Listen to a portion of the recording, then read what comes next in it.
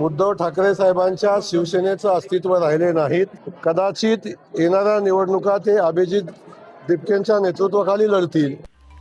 उद्धव ठाकरे हे पुढची निवडणूक अभिजित दिपकेंच्या नेतृत्वाखाली लढतील असा खोचक टोला ग्रामविकास मंत्री जयकुमार गोरे यांनी लगावला. देहूत गोरे यांच्या हस्ते भाजपच्या कार्यालयाचं उद्घाटन आणि रुग्णवाहिकेचं उद्घाटन झालं. त्यानंतर गोरे बोलत होते. विरोधी पक्षाला काही कामं उरलेली नाहीत. विरोधी पक्षांनी सरकारवर अंकुश ठेवायचा असतो. यासाठी संसदेत चर्चा करणं अपेक्षित असतं.